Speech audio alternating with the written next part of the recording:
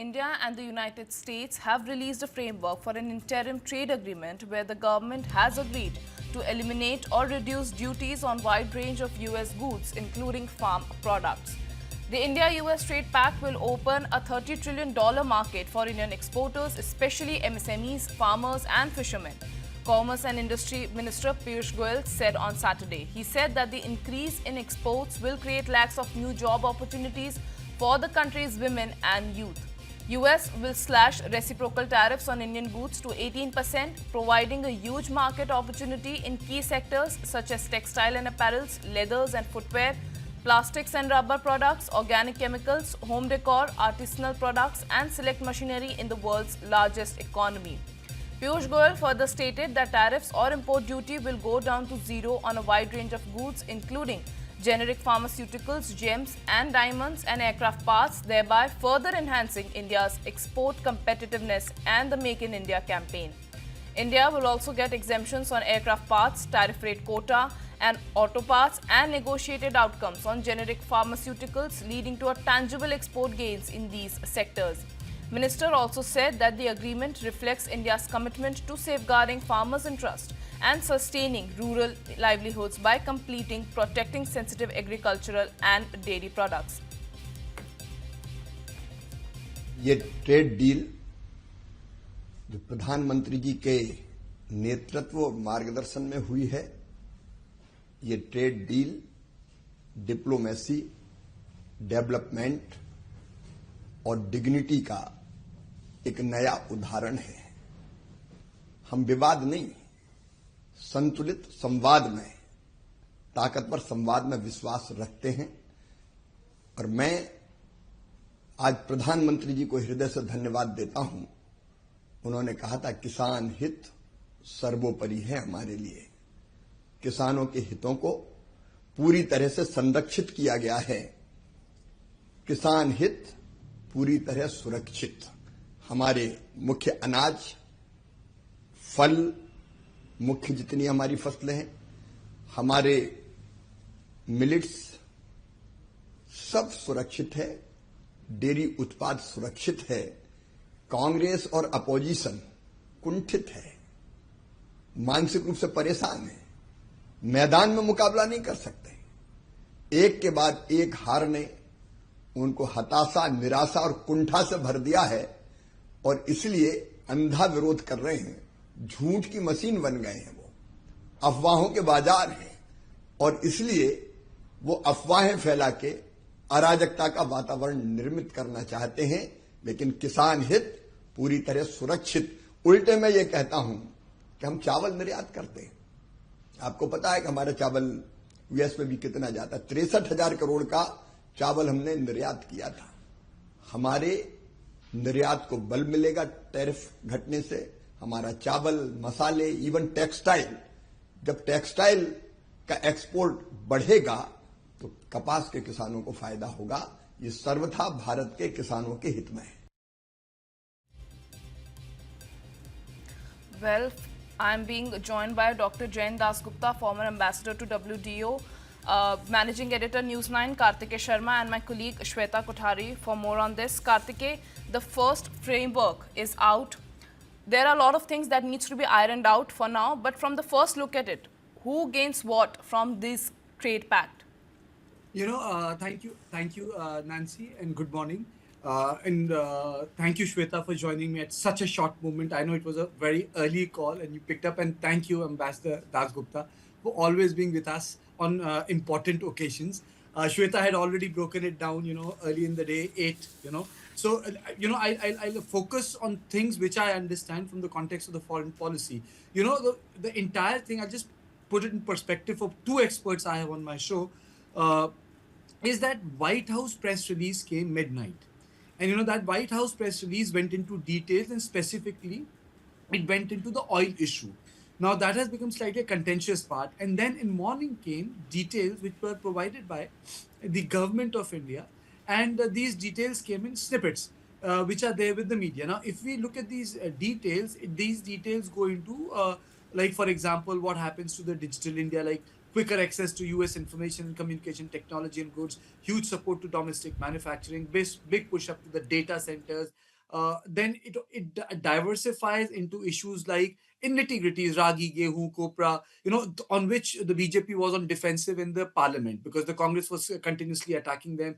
Then it gets into the area of vegetables and fruits, what has been protected. There's some micro detailing of actually the type of fruits, for example, bananas, and so forth and so on. So my question to you, Shweta, is there is a big picture. How have we been able to protect our agriculture and poultry? That's number one. When you went through this data, and do you think that details are still trickling out? Thank you, Kartikeya. I think it's momentous because we finally got the details we've been waiting for the entire week now. The fact that Piyush Goyal, the Commerce Minister, said, wait for the final details, the joint statement between India and the US, and that joint statement is finally out. As you rightly pointed out, there were a couple of issues which were contentious, one of which was, of course, to what extent will India open up its agri sector? I can now confirm to you, on the basis of the information that we've been provided by the government, is that important agriculture produce, including wheat, rice, maize, will remain protected. All these agriculture produce will remain protected. So we're not going to see India's agriculture market being flooded by cheap US made produce. And that's come in firmly by the way of that joint statement. So that's number one. Number two, when it comes to to what extent, apologies for that, to what extent some of these agriculture produce will get access to Indian market, I think the press release makes it very clear. The point one of the press release says that it's going to be vis-a-vis animal produce, soybean oil, and a couple of other things where you can expect US made agriculture produce to trickle into India. Number two now, and that's more important, Russian oil. Where does it leave us with Russian oil? Now, government of India still says that we are going to ensure that we are sovereign when it comes to diversifying our energy needs. But the White House press statement is raising important questions. Has India really committed to stop purchasing Russian oil? We need more clarity on that. Absolutely, sir. Ambassador Dasgupta, I'll read it verbatim for you because it's a long transcript which we accessed early morning. That long, I'll just read a para to you, sir, because that para is very, very important. And as you would know, because it's up your street, there is a lot of hangama on the MEA group on this from 5 a.m. in the morning. It says, quote unquote, sir, specifically, India has committed to stop directly or indirectly importing Russian Federation oil, has represented that it will purchase United States energy products from the United States of India, United States of America. So your opening comments that White House, in a detailed email saying that, one, we have committed, whereas we have said that there is no such commitment. Why is this happening between two countries? Why is this happening? Well, I think in the joint statement, is there any? I didn't notice any specific commitment made by India being mentioned in the joint statement.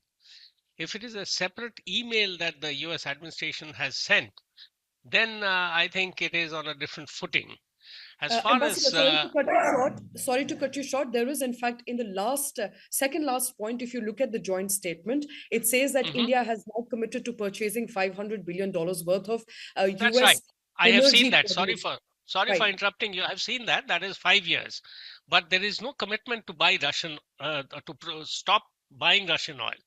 Now, if we continue to buy Russian oil according to the rates offered by Russia by companies other than Lukoil and Rosneft, which are under US sanctions, it has already come down very significantly. So our oil imports are at the moment about $145 billion. Let us assume that we buy $50 billion worth of US oil, in which case our total imports from the US, considering the imports at the present level of $46 billion, will be in the region of $95 to $100 billion per annum. In which case, it would be possible to have $500 billion worth of imports from the US over the next 5 years. So that condition can be satisfied provided we substitute a lot of the oil that we are buying from Russia with the US oil, but without saying that we will not buy any Russian oil. So that is my reading of the situation as of now. So Okay, that's Shweta, quite interesting. So you if I may okay, come in there. So essentially, we're not saying we're not going to buy Russian oil. What we are saying is we're going to buy more oil from the US, which could potentially replace Russian oil now that the discounts have also gone. So it's clever wording. Some facts are out, some are not out, but White House there continues to insist that India has committed. We're not saying that in public just as yet. We're not accepting that we've committed anything.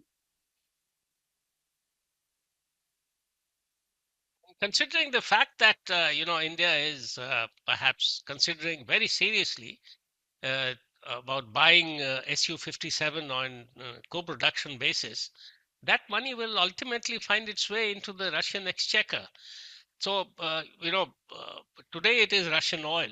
Tomorrow it could be buying anything from Russia, including Su-57s and other armaments.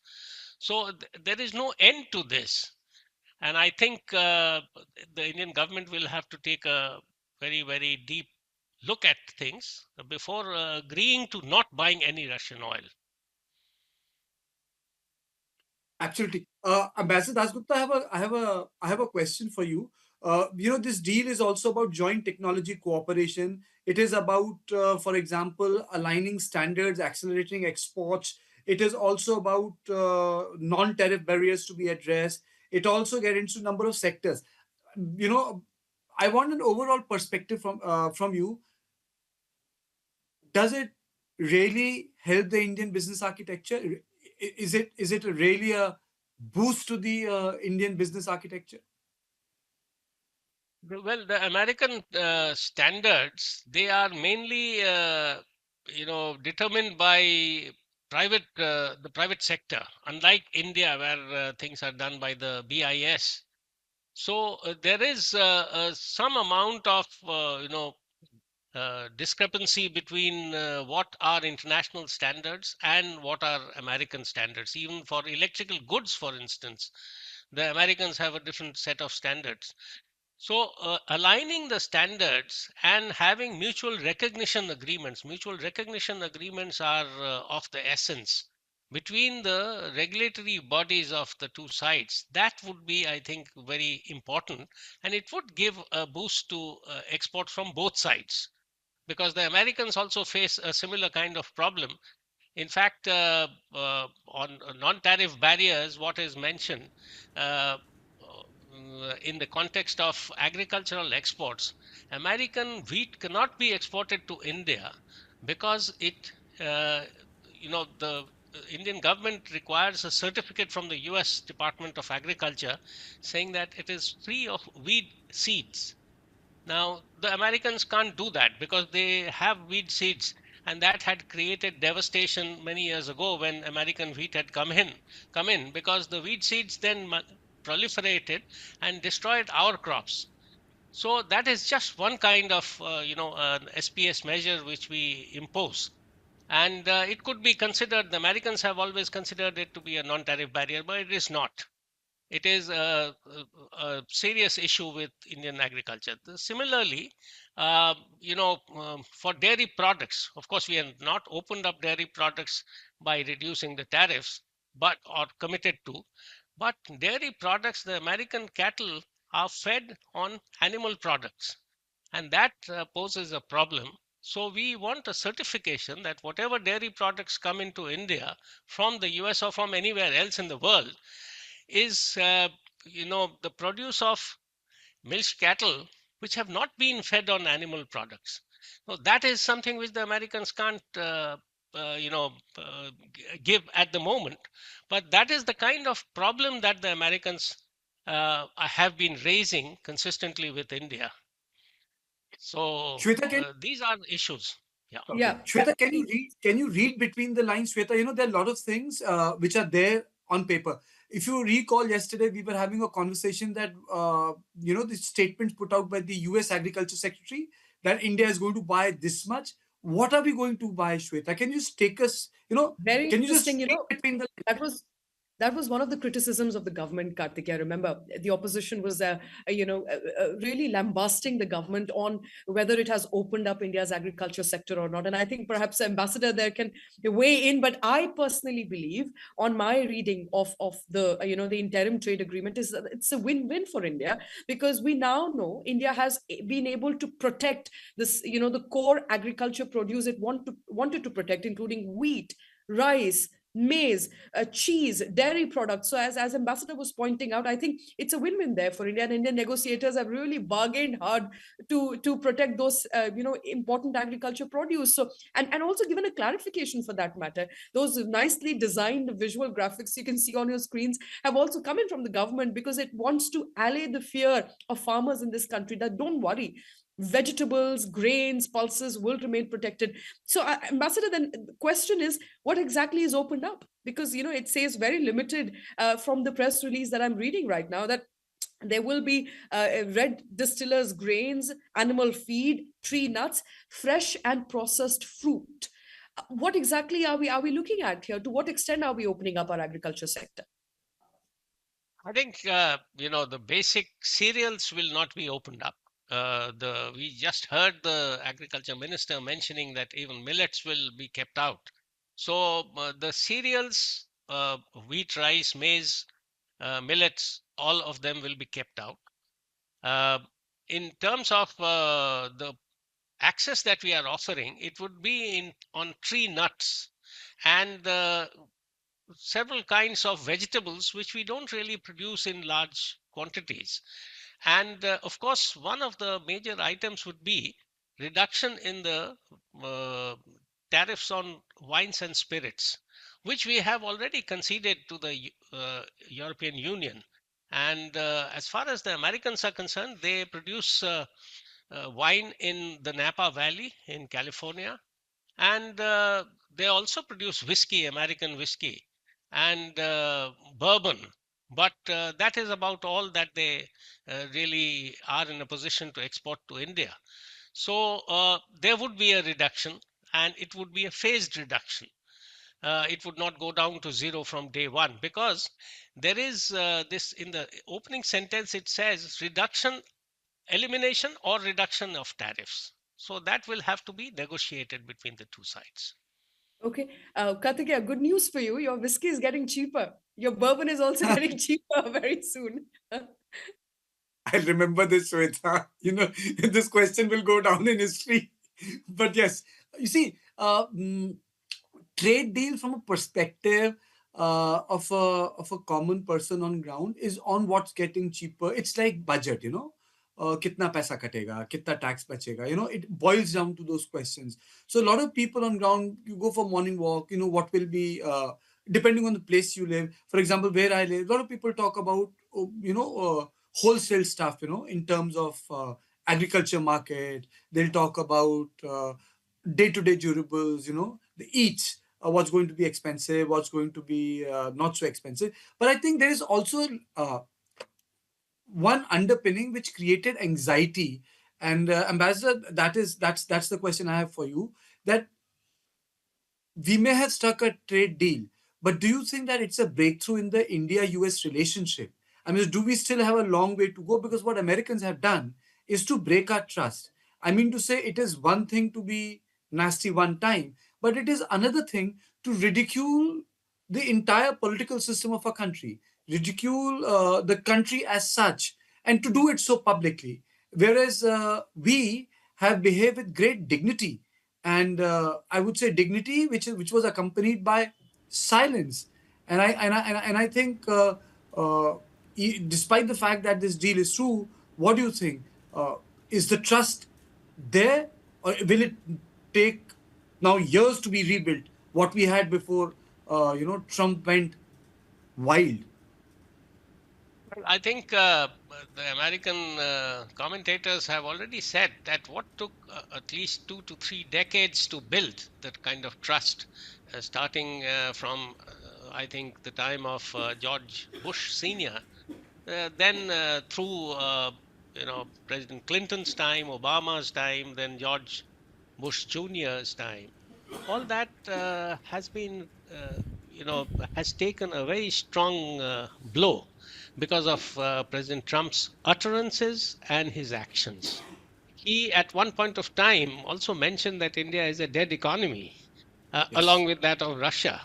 And that is quite raw, a statement, and it is there in the public mind.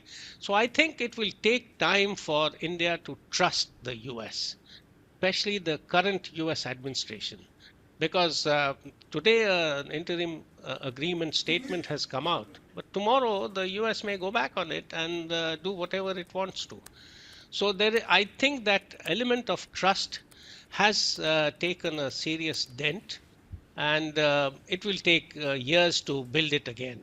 And it will have to be from both sides. India has behaved, by all accounts, in a very dignified and diplomatic manner. It has not indulged in rhetoric and in criticizing the other side in undiplomatic terms. It has, in fact, refrained from criticizing the other side, but it has been consistently saying that these are our views and we have placed them before the US. It is under negotiation. That is the way to go about it. So I think that is something which needs to be borne in mind. And uh, we will see how far it goes, because But this sir, interim agreement also speaks about further negotiations, because there are, only in textiles and clothing, leather, plastics, organic chemicals, etc., it is getting to be lowered to 18%. For the rest of the products, it is subject to the interim agreement. So that is a big if, and talks may break down. the The questions are, US may, yeah, absolutely. You see, sorry. this talks are going on in Muscat. They are both important in terms of peace, financial stability of the world, and security of West Asia. Uh, we don't know the shape of the talks in which Oman is negotiating with US and Iran. But now United States, in that statement which came from the White House, sir, is saying 25% additional tariff to any nation doing trade with Iran. So this multiple complication, we didn't, okay, you said Chabahar, there is no extra budget for Chabahar. But I mean to say the goalposts keep on shifting. Now that mail says 25% tariff on any nation doing trade with Iran. Tomorrow it could change from 25 to 50%, 100%, 500%, whatever. So that is the whole issue, that, at the moment, I think there is a serious trust deficit with respect to the US around the world. It is, Europeans have, in fact, put the agreement on hold, which talked about investing $750 billion or buying goods in huge quantities from the US, and 15% tariffs across the board almost. So there is this trust deficit, and the US economy will suffer as a consequence. And it has also been mentioned, if I may say in passing, that the India EU deal put the backs of the US exporters up, and they said, perhaps communicated, there are indications that they did, to the US administration, that we will lose out on the market of India for years to come, because the EU deal will get implemented by early next year. And if you don't sign anything now, we would have lost out. The bus would have moved out. So that would have been one of the strong motivating factors for the US to, reach out to India. And of course, the US has been saying that India is on India's request, etc. At every turn, they have been interposing that. But it is basically the US, I think, which has reached out and said that, all right, let us have a deal. And let me take closing comment from Shweta. Shweta, the big picture. You are the business boss. Big picture. The big picture, I think I'll borrow a leaf from what Ambassador said. I think it was not India at this point in time, which was really crazy about a deal. It does look like the US negotiators, including the presidency, realized that India is soon getting a leg up by the way of India EU FTA being hailed as the mother of all deals. And that prompted the US to move quicker. Remember, our point of contention was always agri sector, dairy sector, as well as oil. And I think Indian negotiators have been able to pull their neck out and say that we will will stick to what we want as far as agri sector is concerned. So I think all in all, for all the naysayers as well, and for the journalists who are thinking of to what extent does India lose when it comes to this deal, I think those fears have been allayed. It has now been put to rest. I believe, looking at the contours of the interim deal, I think it's a win-win for India as far as what India needs and what India wants when it comes to agri-dairy sector, and it gets and gives a larger access to India's MSMEs, and I think that is going to augur well for India's labor-intensive sectors. Thank you so much, Shweta. Back to you, Nancy. I know it's time to close the bulletin, but thank you, Ambassador Dasgupta, for joining us on such a short notice. It's a story that trickled early morning. The entire newsroom had to start working earlier than the scheduled time. Folks up along with Kartikeya, who made sure to wake everyone else to perhaps great contours and a great deal now coming to fruition as far as interim details are concerned. But that's how Saturdays are these days, Shweta, and that's how Sundays are these days under the due dispensation. Back to you, Nancy. Well, absolutely. Thank you so much, Ambassador Jayant, Dasgupta, Shweta, and Kartikeya for joining me on the broadcast.